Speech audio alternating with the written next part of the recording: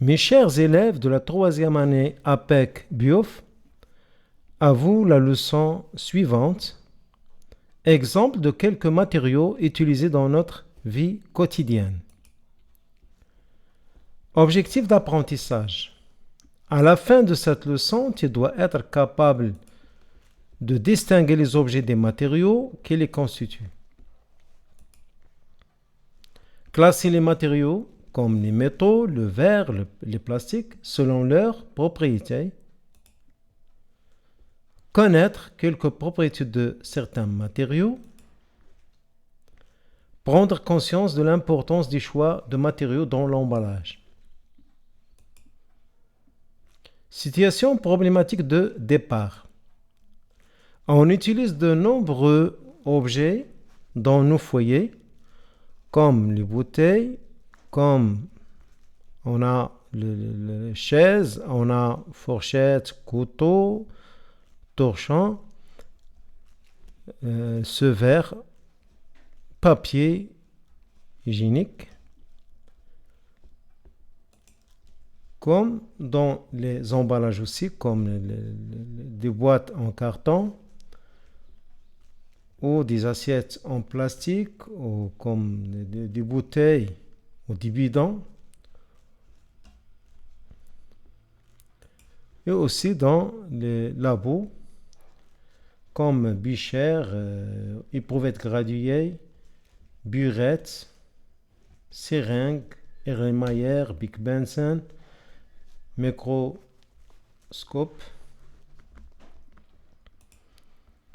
Ces objets sont fabriqués de matériaux aux propriétés variées. On pose les questions suivantes. Quelle différence entre objets et matériaux? Comment distinguer les matériaux les plus utilisés dans notre vie quotidienne? Comment les matériaux d'emballage sont-ils sélectionnés? C'est-à-dire comment se fait le choix des matériaux pour l'emballage. Distinction entre objets et matériaux. Activité d'observation. Prenons des objets utilisés dans notre vie quotidienne et on cherche à savoir les matériaux qui les constituent. On dresse le tableau suivant. On aura ici les objets et ici les matériaux qui les constituent. On commence par exemple par une bouteille. Cette bouteille est constituée de plastique. C'est-à-dire fabriquée de plastique. Une autre bouteille, celle-ci, c'est du verre.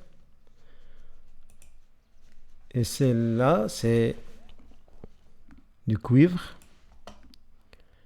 On prend un autre exemple, éprouvette graduée. On peut la fabriquer du verre, comme il peut être fabriqué du plastique. Un autre exemple, chaise, soit une chaise, soit elle est fabriquée de plastique, ou du bois et du fer, ou de l'aluminium par exemple. Comme on trouve des chaises de bois seulement, ou du fer seulement. Un autre exemple, fenêtre. La fenêtre, elle est constituée du bois, du verre, du fer, le fer utilisé dans les charnières.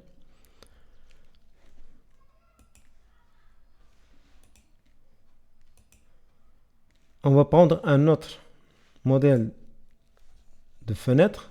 Celle-ci est constituée de l'aluminium et on a le verre, on a le fer, on a le caoutchouc ou le plastique.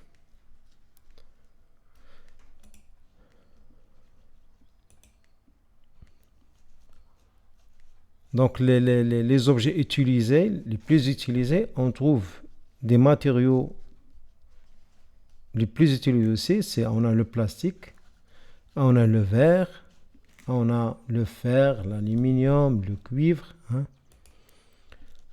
Conclusion, Un objet, c'est comment définir un objet. Un objet comme une bouteille ou une chaise ou une table, elle est fabriquée pour une fonction bien précise. Et elle est constituée par un ou plusieurs matériaux comme le bois, le fer, le plastique, le verre. Un matériau est une matière d'origine naturelle ou artificielle. Elle est employée pour fabriquer des objets.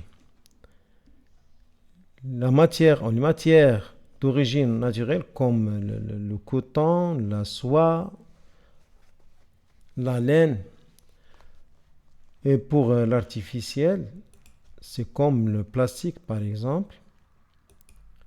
Remarque, un même objet peut être fabriqué avec un ou plusieurs matériaux.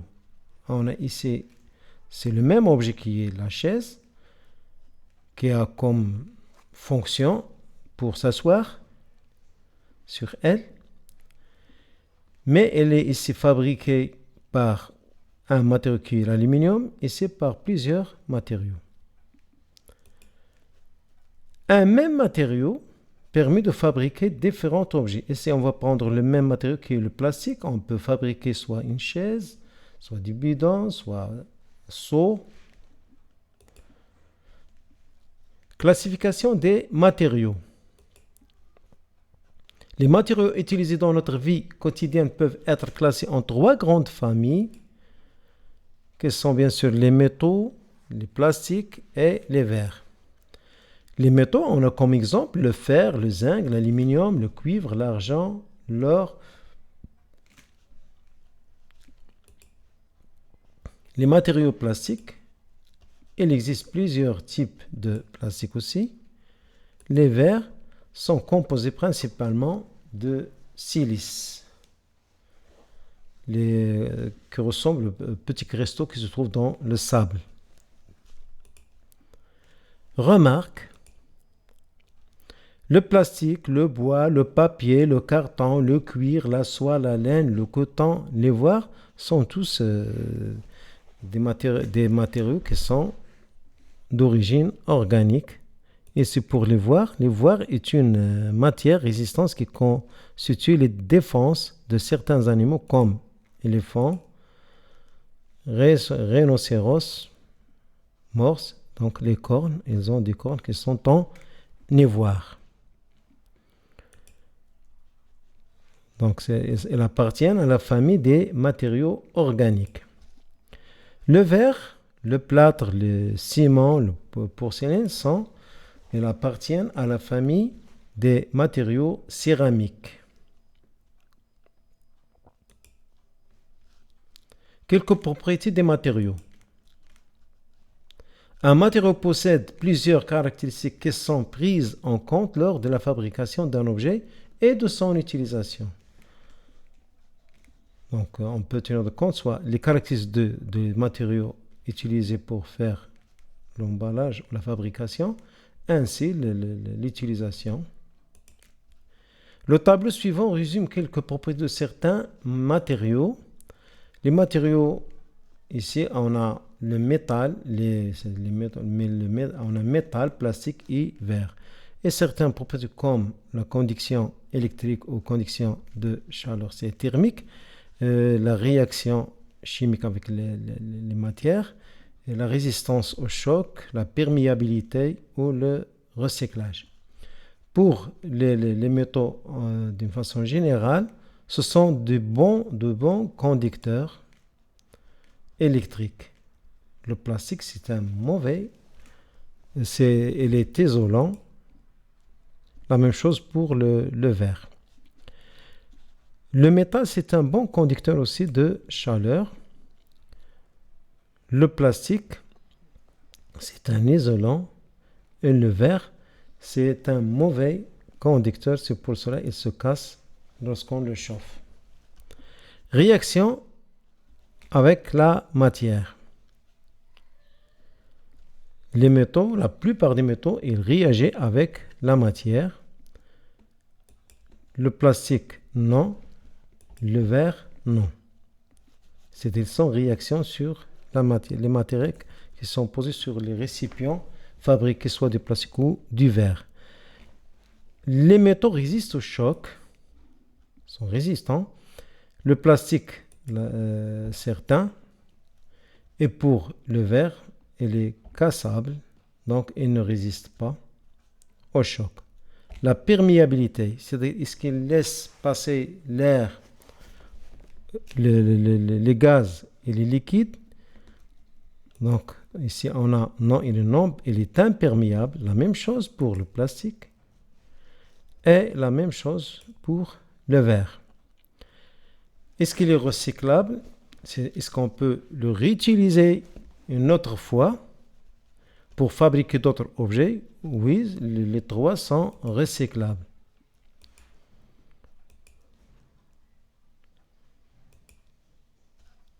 Classification des matériaux de la même famille. Distinction entre certains métaux. Comment on distingue entre certains métaux? Ici, les métaux les plus utilisés dans notre vie quotidienne sont le fer, qui a comme symbole Fe, l'aluminium Al, le cuivre Cu, le zinc Zn. On peut reconnaître ces métaux par quelques tests. On a le test de couleur. On peut connaître le cuivre de sa couleur qui est rouge brique. Par contre, les autres, on ne peut pas les distinguer parce qu'ils ont une couleur qui est grise.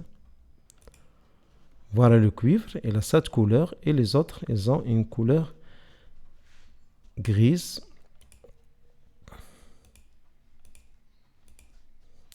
Pour le magnétisme, c'est-à-dire est-ce que ces métaux sont attirés par un aimant? On a le cuivre.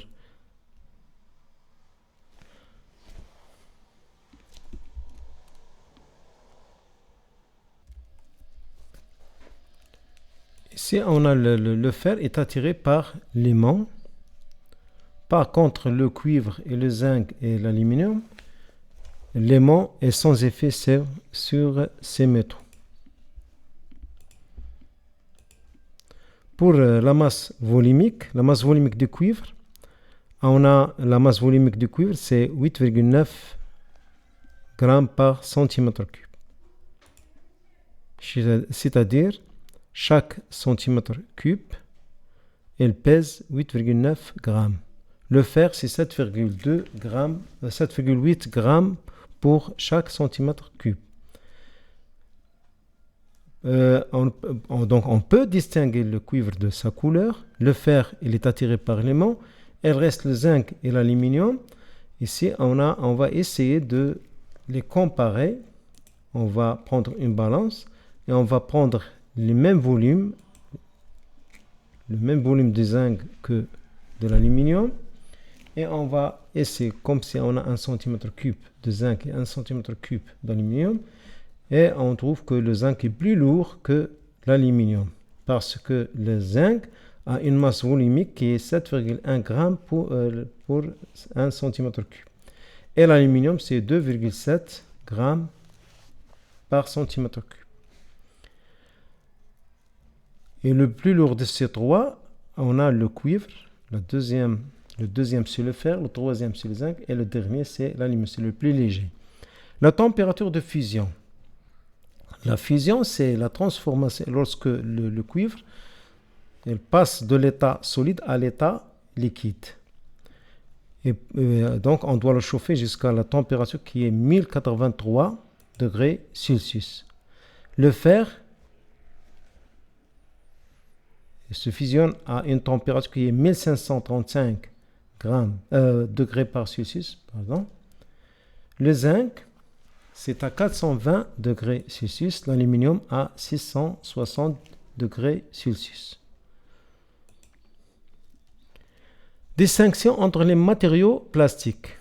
Les matériaux plastiques les plus utilisés dans les industries, en particulier les emballages, on trouve le polyéthylène qui a comme symbole PE, et on a deux sortes de polyéthylène, soit de basse densité ou de haute densité. Et on a le polystyrène qui a comme symbole PS. On a le polychlorure de vinyle, le PVC, polypropylène qui est le PP, Et on a le polyéthylène terephthalate, le PET. Tous les matériaux plastiques portent un symbole en forme de flèche triangulaire. Ce symbole indique que la matière est recyclable, indiquant qu'elles sont recyclables. Et portant chacune un numéro indiquant le nom du matériau. Si on trouve par exemple ce triangle intérieur, il y a le 1, c'est-à-dire c'est le polyéthylène terephthalate.